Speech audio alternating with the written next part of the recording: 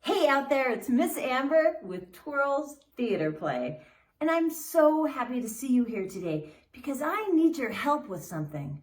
But before I get into that, let's give a little early literacy tip for your grown-ups out there. Hey grown-ups out there, can you hear me? You know what I like to do for reading? I like to create a whole experience. I like to take our reading all over the place, not just in the living room or just in the bedroom. If we're reading a book about trees, sometimes we'll go out on a hike and we'll read our book out in the woods. Or sometimes we'll build a whole fort of pillows and blankets and we'll read about hibernating bears. Take the time to make reading a whole experience and see if that can ignite your child's excitement about reading. Are you ready? Because it's time for theater play. So as I was saying, I need your help with something. You see, back in the spring, when it was planting season, I planted all kinds of seeds. I planted carrots and radishes and even lettuce. And everywhere that I planted seeds, I put a little sign that told me what the seed was, so that as it started to grow, I would know what plant I was growing. But there was one seed that I forgot to label. And this is what happened. In the spring, I made sure that all the plants got lots of water and lots of sunshine and really good soil because I know that that's what plants need. And as the spring happened, everything started to sprout. Even my mystery seed. What is that? And as the summer came, things started to get beautiful and bigger. Even my radishes started to grow. And my mystery seed, it started to grow too. Then my lettuce started to sprout and I started to see tiny little peppers start to grow. And my mystery seed, it didn't grow anything. It just got longer and longer. And it started to get these little spindly things. Well, then things started to get flowers. And I noticed, my mystery seed also got a flower. In fact, the longer I waited, the more beautiful flowers it got. Look, it got an orange flower and a yellow flower. But it's still nothing other than flowers was growing. It was getting awfully long though. Then, as it started to get a little colder, my squash started to come out. I got zucchinis. I got all sorts of squash, butternut squash. But I still just got more and more mystery vine and mystery flowers. What's going on here? What is this seed? Do you know what is growing in this pot? Do you know? That's what I need help with. As I waited longer and longer, just this week, boom! Something grew. Do you know what this is? That's right. It's a pumpkin. Pumpkins grow on really long vines. They have beautiful flowers and they have these little tendrils that reach up. I grew a pumpkin. I have a song about pumpkins. Have you ever seen a pumpkin, a pumpkin, a pumpkin? Have you ever seen a pumpkin that grows on a vine?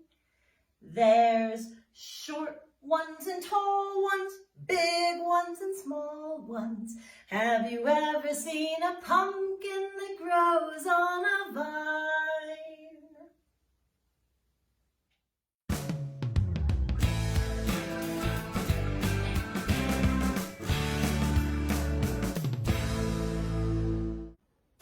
Hello and welcome to Science Hour with Miss Amber, the scientist. And today we will be examining the pumpkin. That's right. Now I will use the scientific method to do so. And to help me out, I have my scientific journal here, which I will write my scientific predictions. That's guesses as to what I'm going to find today. Now let's see. My first prediction is, first, I believe that the pumpkin is a vegetable. Vegetable. Second, I believe that pumpkins grow on trees. That's right. 2 trees. And lastly, I believe that when I cut into my pumpkin, I will find it filled with those delightful little candies that you buy in the grocery store that are shaped like, oh, pumpkins. Look at this, I just happen to have a few. Oh, delicious. Let's see, number 3, candy. I will use my 5 senses to help me explore my pumpkin. And the first one I will use are my eyes, my sense of sight. Now, as you can see, because I am a good scientist, I have some protective eyewear on my eyes to keep my eyes safe. Let's see, I'm looking at my pumpkin. Oh, first I can see that my pumpkin is round. Do you see that? Second, I see that my pumpkin is orange. And third, I see, oh dear, oh dear, I see some dirt, a little dirt here on the side. If a pumpkin is in a tree, then it can't get dirt on it. Well, that doesn't seem right. Oh, the next thing I see is this woody vine part, stem. Well, if it's a part of a vine, then it can't be in a tree either. It must be grown on the ground. Well, that makes my prediction incorrect. And that's not right. I must write down what I have found. Smooth and round and little bumps. Oh, and I do notice by using my sense of touch, oh dear, this pumpkin is very heavy. Oh yes, heavy. That's the next one. Okay. The next sense I will use is my sense of hearing. Let's see, I will put this pumpkin up to my ear and take a very scientific listen. Oh dear. Oh my. Oh wow. It has said nothing to me, not anything. Very interesting. Okay. I can hear something when I... Oh, you know, in fact, let me get a little closer to you, because when I pound on this pumpkin, it sounds very empty inside. Well, that's not very good for me. I was hoping it'd be filled with those wonderful little candies that are shaped like a pumpkin and so delicious. Oh well. Now, it is time for me to cut my pumpkin open. This is a very scientific thing to do, and only a very skilled scientist should do it. Or a mommy or daddy or a grown-up. All right, 1, 2, 3. Ah, yes. Let's see the candy come out. Wow. Oh my. The next thing I notice right away is my sense of smell. It smells like pumpkin. It smells like the ground, and it smells like, well, maybe not a vegetable. It smells like, oh, look at this. There are no candies inside. I think what we're going to have to do is change our prediction. All right, no candy, just seeds. Oh, you know what?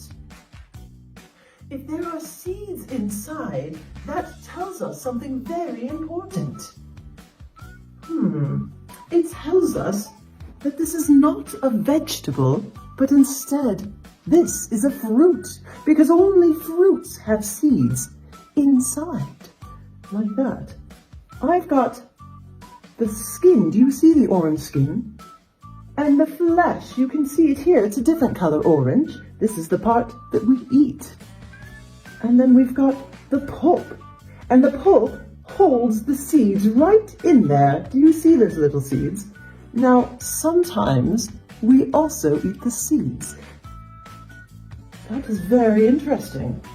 And you know, if I take one of these halves and I put my ear close to it, it doesn't sound like anything, not even the ocean. But if I put my hand inside, let's see if you can hear what I can hear. Ready?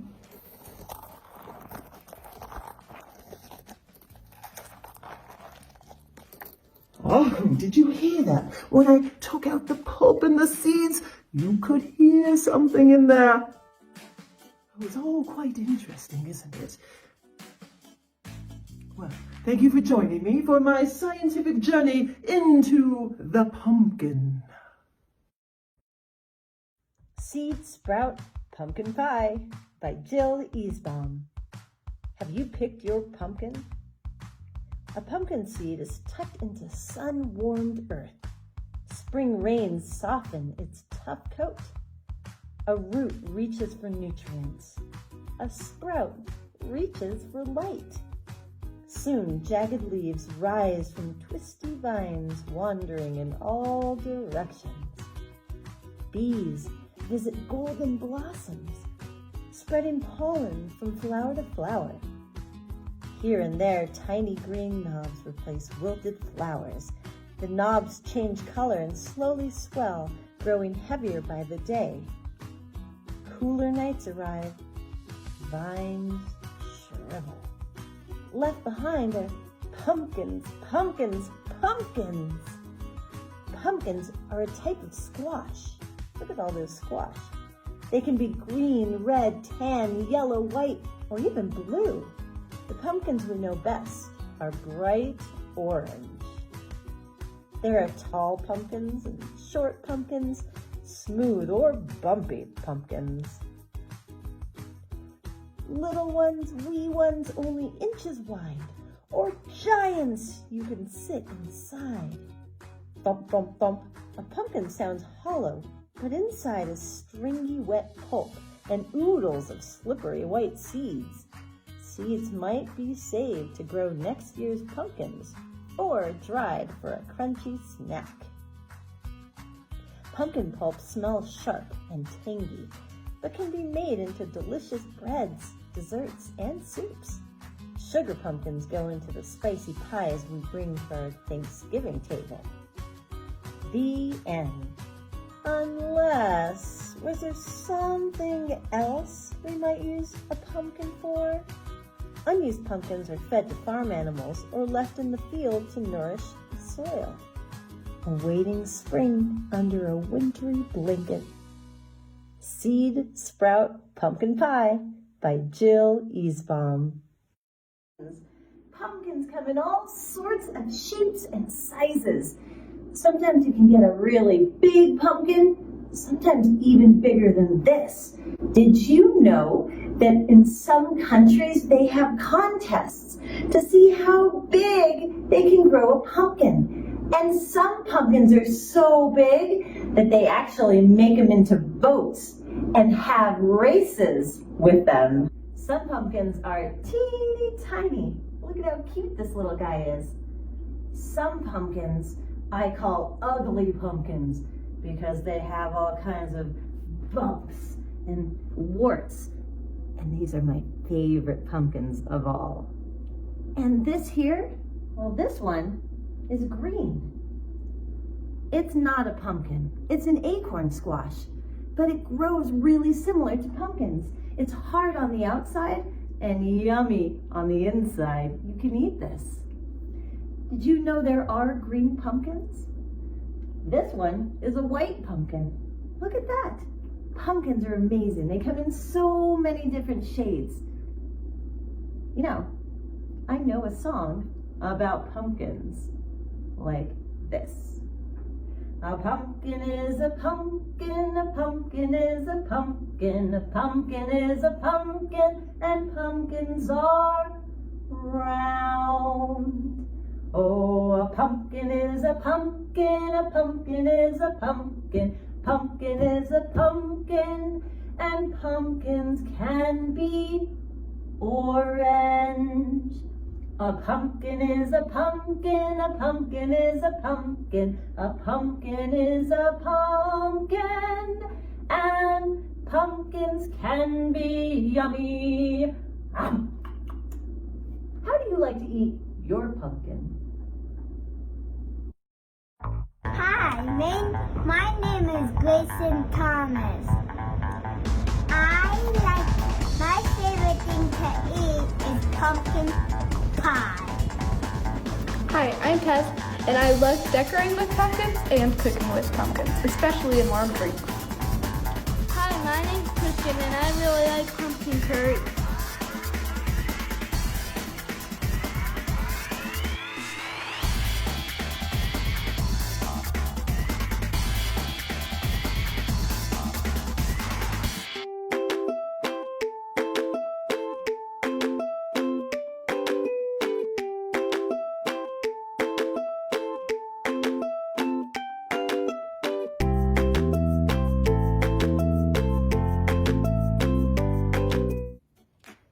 Now that we've heard all the yummy things you can eat with pumpkin, I'm going to show you how to make a really fun pumpkin snack. The recipe is really easy and really fun. What you'll need for this recipe is a tablespoon of pumpkin puree, 2 full graham crackers crushed up, 1 cup of pudding, 1 tablespoon of pumpkin pie spice, and whipped cream. You'll need a mixing spoon, a bowl, and a fancy serving glass. First, you'll put a cup of pudding into the bowl. Then add 1 tablespoon of pumpkin puree. Add a dash of pumpkin pie spice, and then mix it up really good. Now you're going to layer the pudding mixture with the crushed graham cracker in your fancy cup. You'll top it with whipped cream, and it is delicious. A great snack for fall. Hey kids, do any of you out there celebrate Halloween? The kids who celebrate Halloween might know that we use pumpkins as part of the celebration. And what happens is, we take a pumpkin and we carve a little face out of it. And that face could look like anything. It could be happy or sad or mad. And that, when we put a face into a pumpkin, we call it a jack-o'-lantern. Have you ever wondered where the name jack-o'-lantern comes from? Well, it's an old Irish tale. And the Irish used to say that long, long ago, there was a man who wasn't very kind and he wasn't nice. And so when he died and he was supposed to go to heaven, heaven didn't want him. They said, "You're too mean." And so he had to wander the earth for all of time, walking with a lantern for light. And his name was Jack. And the Irish people called him Jack of the Lantern, or Jack-o'-lantern. And they used jack-o'-lanterns to remind us all to be kind to each other and be nice. Isn't that an interesting story? Well, I hope you had as much fun as I did learning about pumpkins today. And I hope you have a chance to go out and eat some pumpkins, carve some pumpkins, and explore some pumpkins with your families. Let's sing our goodbye song. See you later, alligator, in a wild crocodile. Give a hug, ladybug, blow a kiss, jellyfish. Don't forget to check out twirltaos.org for awesome classes and information. And I hope you have an awesome day. See you later, alligator.